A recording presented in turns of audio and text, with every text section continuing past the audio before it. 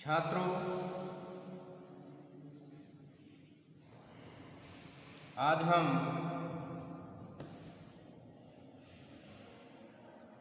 धर्मवीर भारती जी की चर्चित कविता कनुप्रिया के पहले गीत को लेकर प्रस्तुत हुए हैं। यद्यपि इन गीतों को गाया जाना संभव नहीं है, फिर भी इनको गीतों का नाम दिया गया है, तो इनको गद्य गीत कहा जा सकता है।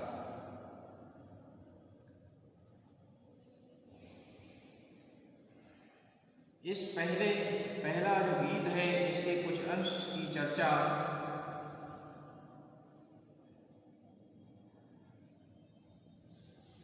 हम पहले ही कर चुके हैं।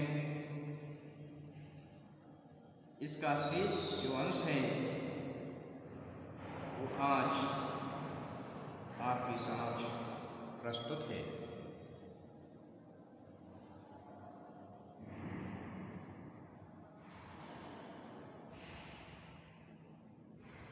तो पहले हम इसका पाठ करें और उसके बाद इसके अर्थ को जानेंगे कि फिर भी तुम्हें याद नहीं आया, नहीं आया, कि फिर भी तुम्हें याद नहीं आया, नहीं आया, अब तुम को मेरे इन जावक रचित पावों ने केवल ये स्मरण करा दिया कि मैं तुम्ही में हूँ। तुम्हारे ही रेशे रेशे में सोई हुई, और अब समय आ गया है कि मैं तुम्हारी नस नस में पंख पसार कर उड़ूंगी और तुम्हारी डाल डाल में गुच्छे गुच्छे लाल लाल कलियां बन खिलूंगी। इस कविता में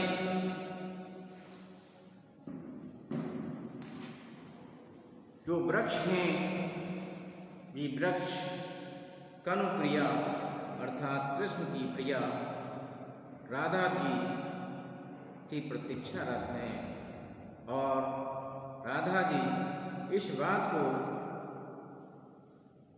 समझाती हैं कि मैं कहीं दूर नहीं हूँ, क्योंकि मैं आपके रेशे रेशे में, आपकी नस नस में मैं विद्यमान हूँ।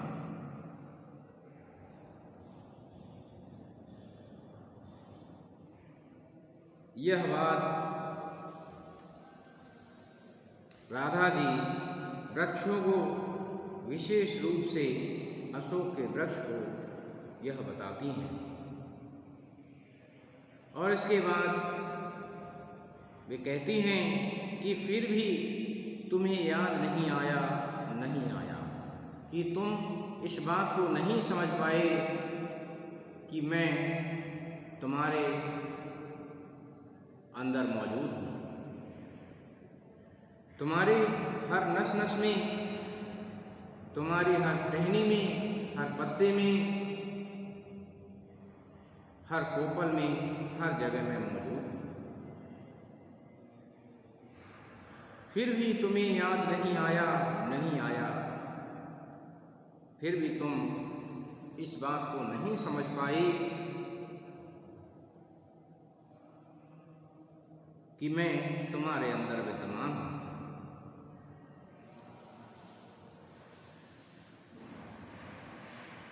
कि अब तुमको मेरे इन जावक रचित पाँवों ने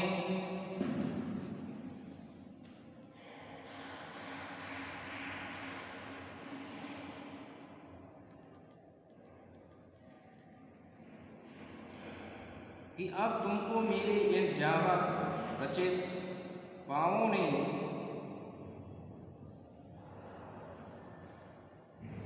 केवल ये स्मरण करा दिया कि मैं तुम्ही में हूँ। जावक रचित पाँवों अर्थात वृक्षों की जो जड़ हैं, जड़ रूपी पैरों ने तुम्हें इस बात का स्मरण अवश्य ही करा दिया होगा कि मैं तुम्हारे अंदर विद्यमान हूँ।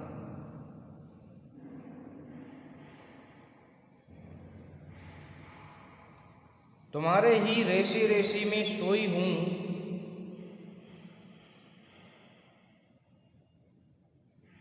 और अब समय आ गया है कि मैं तुम्हारी नस नस में पंख पसार कर उड़ूं।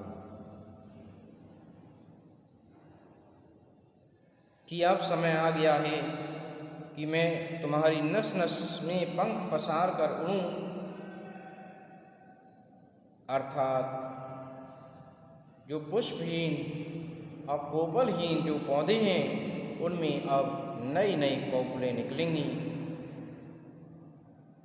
और उनमें फूल भी विकसित होंगे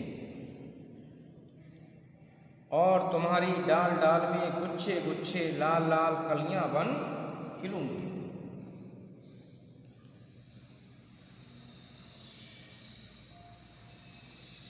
कि और तुम्हारी डाल डाल में गुच्छे गुच्छे लाल लाल कलियां बन खिलूंगी।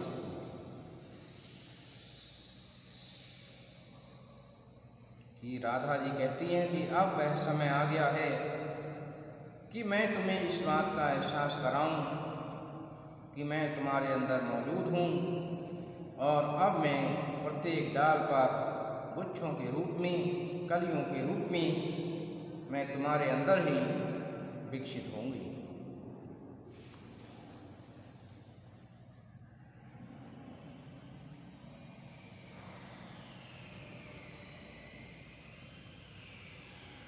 ओ पथ के किनारे खड़े छायादार पावन अशोक वृक्ष, तुम ये क्यों नहीं कहते हो कि तुम मेरी ही प्रतीक्षा में कितने ही जन्मों से पुष्पहीन खड़े थे।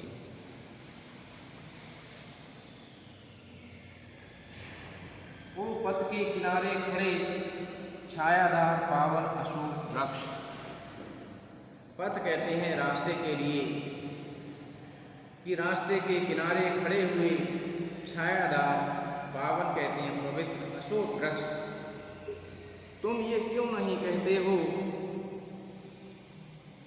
कि तुम मेरी प्रतीक्षा कर रहे थे और इसी प्रतीक्षा में कितने जन्मों से पुष्पहीन खड़े थे, अर्थात उन पर पुष्प नहीं आए थे। पुष्प न आना दुख का प्रतीक इसमें दिखाई देता है कि पुष्पहीन वृक्ष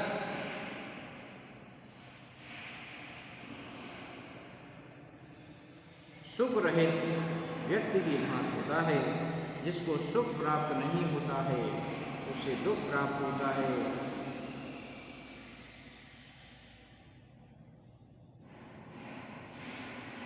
तो राधा जी इस बात के लिए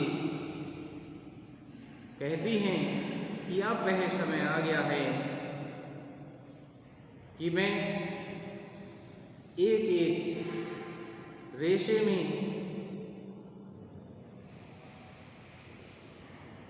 एक एक नस नस में पंख बनकर उड़ चलूं और जिस प्रकार से वसंत ऋतु का आगमन होता है उस वसंत ऋतु में सभी वृक्ष पुष्पित और पल्लवित होते हैं। तो इस बात के लिए राधा जी कहती हैं कि यह जो कलियों का विकास है, जो पुष्प के रूप में विकसित होते हैं। यह मेरा ही विकास है। मैं ही पुष्पों के रूप में, गुच्छों के रूप में, सुगंध के रूप में मैं स्वयं के लिए ही मानती हूँ। यह अलग बात है कि तुम्हें इस बात का एहसास नहीं हुआ है कि मैं ही इस प्रकृति में विद्यमान हूँ।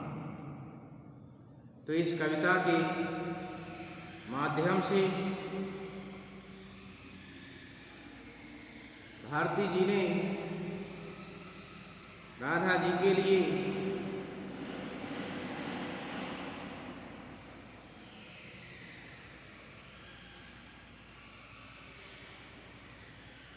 प्रकृति के रूप में यहाँ प्रस्तुत किया है। जिस प्रकार से प्रकृति और पुरुष होता है, प्रकृति के माध्यम से ही सृष्टि संचालित होती है, उसी प्रकार से प्रकृति में राधा जी के सर्वव्यापी रूप के लिए प्रस्तुत किया गया है कि वे सर्वव्यापी हैं और पेड़ पौधों के रूप में हम उनको देख सकते हैं। तो इस प्रकार से उनकी सर्वजनीनता, सर्वव्यापकता तथा सार्वभौमिकता की ओर कवि ने संकेत दिया है कि प्रकृति के रूप में स्वयं राधा जी ही विद्यमान रहते हैं।